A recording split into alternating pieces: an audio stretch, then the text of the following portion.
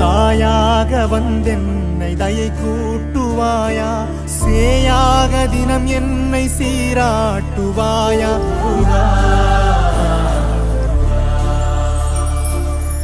உலகெங்கிலும் வாழும் ரிஷபராசி நேயர்களுக்கு உங்கள் செல்வ கார்த்திக்கின் அன்பு கலந்த வணக்கங்கள்.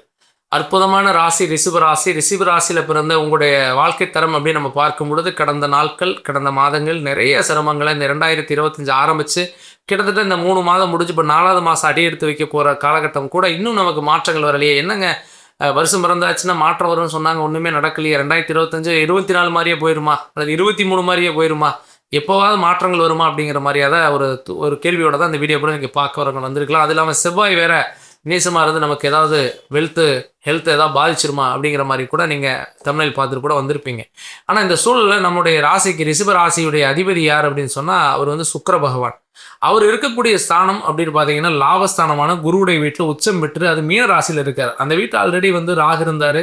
இப்போ சனி வேற மார்ச் 29 இணைஞ்சிருக்காரு லாபஸ்தானத்தில். லாபத்தில் சுக்கிரன், அதில் அவங்க 2 அதிபதியான புத பகவானும் நட்பு அதிபதியான புத பகவான் அவர் வந்து அந்த வீட்டை நேசம் பெற்று அந்த வீட்டில் வந்து சுக்கிரனுடைய இணைவில் குருவுடைய வீட்டில் இருக்கார். அப்போ குரு வந்து பார்த்தீங்கன்னா ராசியில் ஜென்மத்திலேயே ஜென்ம குருவாக இருக்கார். ஜென்ம குரு அவரும் வந்து பார்த்தீங்கன்னா சுக்கிரனும் பரிவர்த்தனை, குரு சுக்கிரன் பரிவர்த்தனை. இப்போ ஏற்பட்ட சிறப்போட உங்கள் ராசிக்கு 12 செவ்வாய் 3 தைரியஸ்தானத்தில் நீசம் பெறார்.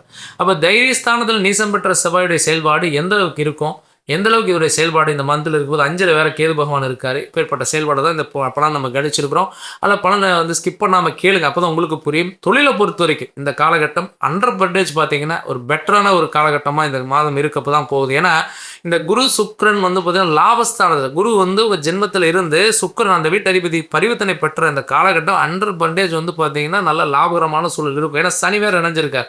அப்போ இம்போர்ட் எக்ஸ்போர்ட் தொழில் செய்கிறவங்களுக்கும், அதே மாதிரி ரியல் எஸ்டேட் தொழில் செய்கிறவங்களுக்கும், அதே மாதிரி வந்து பார்த்தீங்கன்னா ஷேர் மார்க்கெட்டிங் ட்ரேடிங் லைனில் இருக்கிறவங்களுக்கும் கண்டிப்பாக வந்து பார்த்தீங்கன்னா இந்த லாபகரமான இந்த சனி ராகுடைய செயல்பாடு ஓரளவுக்கு சப்போர்ட் பண்ணும். உங்களுக்கு எண்ணங்களை தூங்கிடும், அடுத்த லெவலுக்கு கொண்டு போகும். அப்போ நீங்கள் எப்படி அதை வந்து பயன்படுத்துகிறீங்கிறத பொறுத்தும், திட்டமிடலோடு பயன்படுத்துகிறத பொறுத்து உங்களுக்கு ரிசல்ட் இருக்குது. அதே மாதிரி பிஸ்னஸ் பண்ணிட்டு இருக்கவங்களுக்கு நல்ல ஒரு அங்கீகாரமான சூழல் கட்டாயமாக ஏற்படுங்க.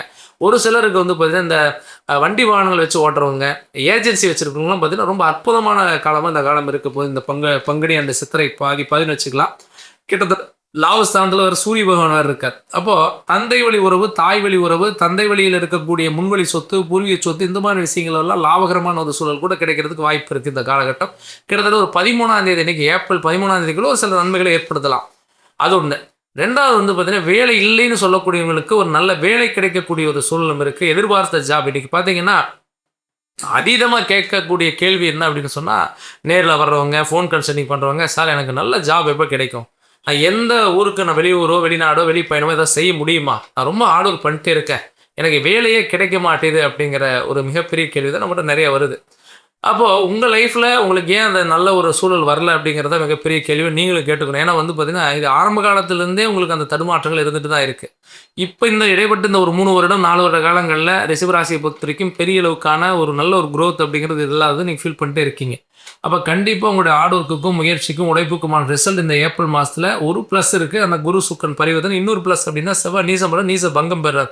கண்டிப்பாக வந்து ஒரு நல்ல மாற்றம் தொழிலில் இருக்க போது ஒன்று பற்றியும் கவலைப்பட்டுக்க வேண்டாம். அதே மாதிரி அரசு வேலையில் இருக்கிறவங்க நல்ல ஒரு அனுகூலமான செய்திகள் வர்றதுக்கு வாய்ப்புகள் இருக்குது. அதே மாதிரி திருமண பேச்சுவார்த்தை இருக்கிறவங்களுக்கு திருமணம் கைகூடுறதுக்கும், அரசு சார்ந்த அனுகூலங்களை தேடி பயணிக்கிறவங்களுக்கு ரொம்ப நல்ல மாற்றங்களை கொடுக்கும். அதே மாதிரி வெளிநாட்டு பயணங்கள் ஆதாயத்தையும் நன்மையும் கொடுக்கும். வெளிநாட்டு ட்ரை பண்ணுறவங்க தாராளமாக இந்த காலகட்டம் ட்ரை பண்ணுங்கள் இந்த மந்தில். அதே மாதிரி பிள்ளைகளுக்கும் உங்களுக்கும் இருந்த இந்த கருத்து வேறுபாடு, கணவன் மனைவிகளும் இருந்த கருத்து வேறுபாடு, அதே மாதிரி ஃபேமிலியில் வந்து பார்த்தீங்கன்னா எப்போ பார்த்தாலும் சண்டை சச்சரவு, பிரச்சனை, கலகம், வம்பு, வழக்கு இந்த மாதிரி இருந்தது அப்படின்னா அதுக்கான ஒரு சில தீர்வுகள் கிடைக்கிறதுக்கு வாய்ப்புகள் இருக்குது. இந்த மாதிரியான சூழலில் நம்ம வந்து ஜென்ம குருவாக இருக்கிற பட்சத்தில் நம்ம வந்து தேவையில்லாத இன்வால்வ் ஆகக்கூடாது.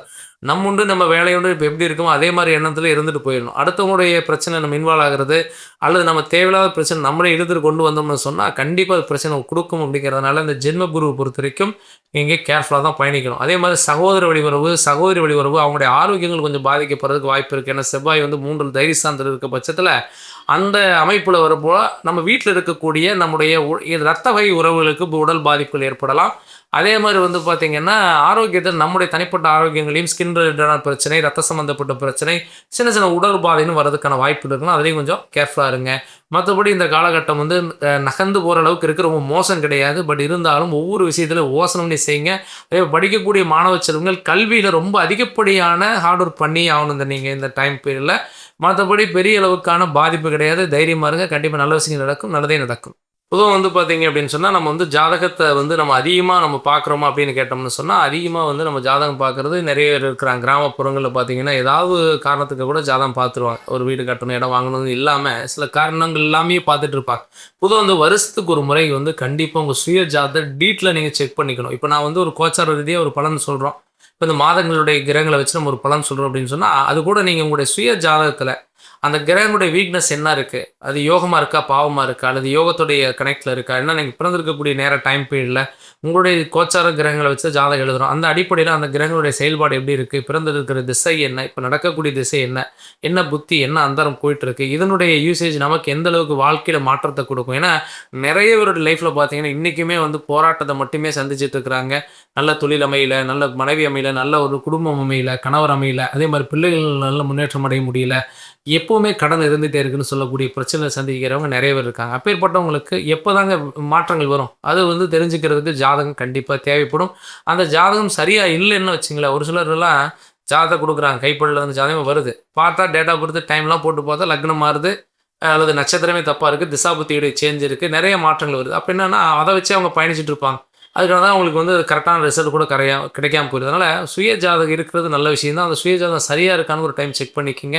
அதே மாரி இப்ப நடைமுறை சுய ஜாதகத்துடைய தன்மையை தெரிஞ்சுக்கிட்டும், கோச்சாரத்த தெரிஞ்சுட்டும், அதுக்கு தகுந்த மாரி தொழில் தொடங்கலாமா? வேண்டாமா? அடுத்த நகருக்கு எப்படி போலாங்கிறத தெரிஞ்சுக்கிட்டு நீங்க பயணிச்சீங்கன்னு சொன்னா, கண்டிப்பா ரொம்ப நல்லா இருக்கும். உங்க அருகில் இருக்கக்கூடிய அஸ்ட்ராலஜர்ட்ட கன்சிடர் பண்ணி பார்த்து தெரிஞ்சுக்கங்க. இல்லைங்க எனக்கு ஜாதகம் வந்து என்கிட்ட வந்து இல்ல. நல்ல ஒரு ஜாதகமா எழுதணும்னு நெனைச்சாலோ, அல்லது உங்களுக்கு கம்ப்யூட்டர் ஜாதகம் வேணும்னு நெனைச்சாலோ நம்மளையும் கான்டாக்ட் பண்ணுங்க. இல்ல ஜாதகம் பார்க்கணும்னு நெனைச்சீங்கனாலும் நம்மள கான்டாக்ட் பண்ணுங்க. நம்மளுடைய ஆஃபீஸ் வந்து நேர்ல நீங்க வரலாம்னு நெனைக்கிறீங்க அப்படின்னா, நம்ம வந்து கோயம்புத்தூர்ல ராமநாதபுரத்துல ஜெம் ஆஸ்பத்திரி பக்கத்துல நம்மளுடைய ஆஃபீஸ் இருக்கு.